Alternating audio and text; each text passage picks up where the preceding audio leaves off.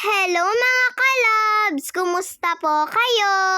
Kaninang umaga nga po ay nauna na po muna akong naligo bago po kumain. Napaaga rin po kasi yung gising ko mga kalabs. Habang nagluluto pa po si mama ng almusal namin, sabi ko po sa kanya ay maligo na po muna ako. Habang si kuya nga ay kagigising nga lang din po niya. Kailangan na nga po kasi naming pumasok ng maaga mga kalabs dahil 7 a.m. na nga po yung oras ng pasok namin. Kaya maaga na nga din po akong nagigising para po maaga din po akong makapasok at hindi po ako malilate. Itlog po pala yung almusal namin kaninang umaga. Nakalimutan daw po kasing bumili ni mama ng aalmusalin namin kagabi pa. Kaya solo itlog nga lang po itong naluto niya. Pero okay lang po mga kalabs. Mahilig rin naman po ako sa itlog. Kasabayan ko na rin po pala si kuya habang kumakain. Kakain nga daw po kasi muna si kuya bago daw po siya maligo. At pagkatapos ko nga pong kumain ay nag-toothbrush na nga din po ako.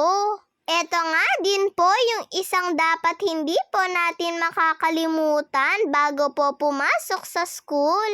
At dahil medyo maaga naman po ako mga kalab, sabi po ni mama ay pipicturan niya nga daw po muna ako. Dito nga po sa paboritong pwesto ni mama kapag po pinipicturan niya ako. At pagkatapos na nga po akong pinicturan ni mama, sabi po ni papa ay siya na daw pong magpapatawid sa akin. Nagising nga din po pala ng maaga si papa dahil nagugutom daw po kasi siya. At syempre, bago po ako umalis ay nagpaalam na po ako kay papa at saka po kay mama. Pagkaalis ko nga po dyan ay nagbibihis pa nga lang po si kuya mga kalabs. Kung sino pa nga po ang malapit na bahay sa school ay yun pa nga po yung matagal na pumasok. Kaya lagi nga pong sinasabihan ni mama si kuya na bilisan niya. Hay nako mga kalabs, lagi nga po kasing nagpapalit si kuya At nakatawid na nga din po ako mga kalabs. May mga kasabayan na nga din po akong mga naglalakad. At tignan nyo naman po yung dami ng sasakyan mga kalabs, oh. At kaninang tanghali nga ay nauna na po akong kumain sa kanila mama.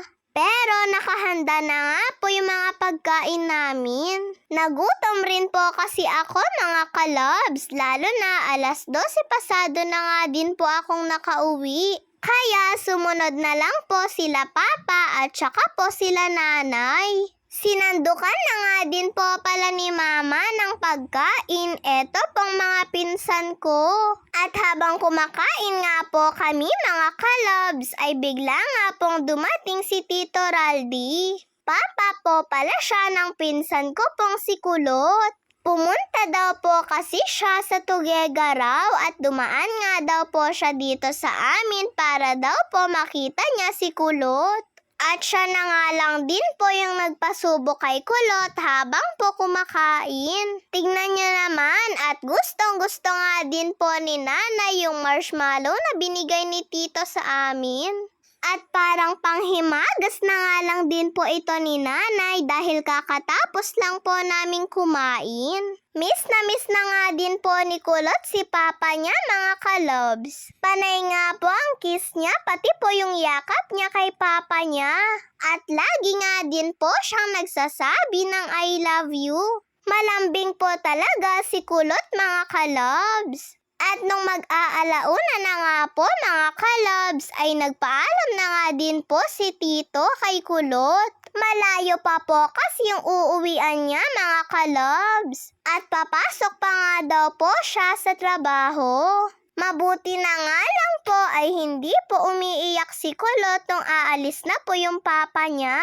At kaninang hapon po pala mga kalobs ay nagluto naman po si mama ng adobong manok. Pinatali po pala ni mama yung buhok niya kay kuya. Malansa po kasi yung kamay ni mama at hindi niya nga po yun pwedeng ihawak sa buhok niya. Hinuhugasan na rin po kasi ni Mama yung manok na lulutuin niya. Medyo late na nga din po dito yung oras ng pagluluto ni Mama. May pinuntahan po kasi silang dalawa ni Papa kanina bago po siya nagluto. Isang buong manok na nga po pala ito pong lulutuin ni Mama.